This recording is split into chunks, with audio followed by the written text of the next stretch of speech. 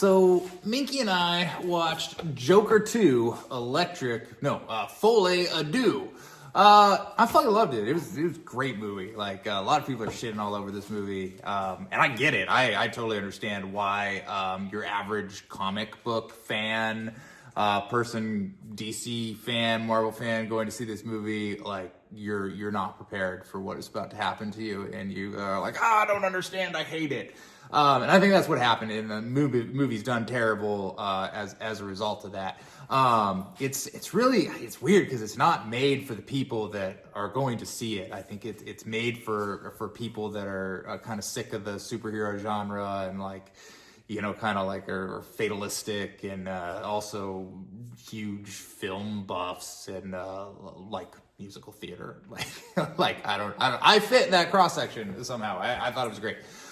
So Todd Phillips, right? He made The Hangover, and then they're like, "Oh man, The Hangover did so good. We want you to make a sequel." And he just basically made The Hangover again, just in a different setting.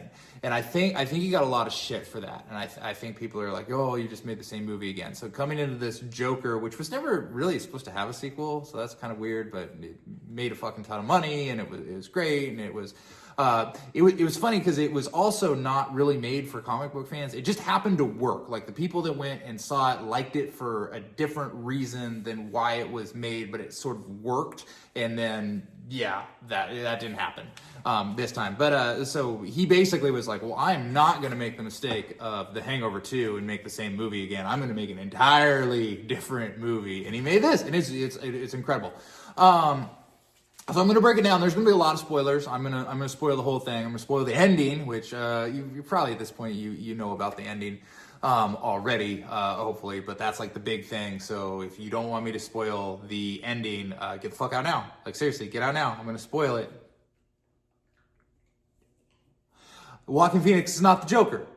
Theoretically, maybe the Joker kills him at the end of this, but probably that guy's not even the Joker. So that's the big thing. So, did you guys see V for Vendetta? V for Vendetta is a great movie, and basically Hugo Weaving says, "I'm an idea, and you can't kill an idea. Ideas are bulletproof." And kills a bunch of people with knives, and it's really cool. Same kind of thing. The Joker, I think, is a concept, is a mantle. You can say, like, the origin story of the idea of the Joker maybe is Arthur Fleck, and perhaps Lee Quinzel is the origin of Harley Quinn, but is not actually Harley Quinn. More on that later. So anyway, so this picks up where the end of the movie, the Joker, he's theoretically stomped on his psychiatrist's head and is dancing through the halls, but a lot of people are like, well, maybe that's his fantasy. A lot of the movie, the Joker, happens in his head, especially the stuff pertaining to his girlfriend, Miss Beats there. So that last scene, you can get away with saying didn't really happen. So it didn't really happen. So he's in Arkham, and you know he's going through things. They're making him take meds. He's more or less subdued and is a model prisoner for the most part. It's about a year later. He's awaiting his trial. He's seen his lawyer and a shrink. They're basically trying to plead that he should be, instead of being incarcerated in prison, he should go to a mental hospital, because they're saying Arthur Fleck and the Joker, two different people. And that's sort of the whole idea of the movie is Arthur Fleck and the Joker one, or are they separate? And there's the first part is just sort of, he's in Arkham. It's sort of like this bleak, like, thing. You kind of get that he's dissociating, because there's times where you will see like the world switch. Like, there's this part where they're walking through with these black umbrellas in the rain to get him over to see his lawyer, and then it goes to an aerial shot, and you see like the black umbrellas are actually colored also, so you know we know that he's kind of dissociating, so the taking meds thing isn't really, maybe it's subduing it a little, but it's not keeping him totally sane or whatever. And then they enroll him in musical theater because he's been such a musical or a model prisoner, and basically the guard that takes care of him wants to go over and sing, basically. So he's like, I'm going to drag you over there. But Lee Quinzel, and I'm saying Lee Quinzel because that's how she is in the movie, is over there, and she and him kind of form a relationship very, very quickly on that. She is like a starstruck, stalkery type thing, like really into him, and he's always wanted a girlfriend. The first bit of it, you could be forgiven to think that she's in his head. Again, kind of like Miss Beats from the first one, but I don't think that's true, although there's this scene where, so they sort of try to escape, but not really. She like sets a fire when they're supposed to be watching a movie, and they like run out, and but you know, you can't really get out of Arkham, and there's a big fence, and they push up against it, so then they throw him in the hole, and she goes and visits him when he's in the hole, and they have sex. And there's a sex scene there, and that's like the big thing. But that, most of the Joker scenes are when he's in Arkham, they're very bleak and grimy. And this movie is fucking amazingly well shot. Like, it's a gorgeous movie. The cinematography is just absolutely amazing. But your big thing of knowing kind of the difference between Arthur Fleck and the Joker, apart from the musical stuff, and I'll get to that in a minute, is kind of the presentation of coloring in the film. So when this scene happens, and also, why would they just let her go see him in the hole with a bunch of makeup? And it is very weird, but they have sex, and that's important because she gets pregnant, or says so at the end of the movie, and that's that's like, did that happen? Did that not happen? I'm not 100% sure on that part, but there are other parts later on where she's referenced by other characters, interacts with other characters, and we're pretty sure that she is a real person and not a Fig Newton of his indigestion later on. So anyway, so he has to go to court, and they, through the court stuff, they bring in a little person who testifies. That seems actually really cool. They bring in his psychiatrist. They bring in Miss Beats, and we basically are just rehashed the first movie through these courtroom scenes. Which, if you've seen the first movie, they're kind of like, I don't know why we're watching this. They're the least important part of the movie. They're just there to provide context to the musical that is taking place like a Shakespearean play within a play during this movie. And what's really interesting about it, and I think it works really well, is Todd Phillips is not a director of musicals. Like, The Hangover wasn't a musical, right? Although, wouldn't it be rad if it was? Anyway, so he's not great at directing musicals. So it comes across sort of like a high school musical theater, like community theater. Like, it's okay, but it's not great. But then you have fucking Lady Gaga and Joaquin Phoenix, who can actually fucking sing amazingly, and they just blow the doors off with the production design and the lights and the colors and everything, and it's so amazing. So you just are like interspersed with these musical numbers that either provide a stark contrast to what's going on in the film, or they serve to enhance some part of it. I mean, it's mainly with that relationship of what's going on between Joker and Harley, but also what's going on between the idea of Arthur Fleck and the Joker becoming one or staying separate. And you really feel like the movie, what it's building to is that Joker persona consuming the Arthur Fleck persona, and him kind of embracing the chaos and being the Joker in full. That's where the train seems to be heading throughout the movie. Now, the thing about Lady Gaga's character is she is a liar. So she's kind of called out on the lies, and she is like, she told him some stories about her parents and things like that, and it turns out like none of that is true. We're told that by his lawyer, who seems like a very reliable person in this context and whatnot.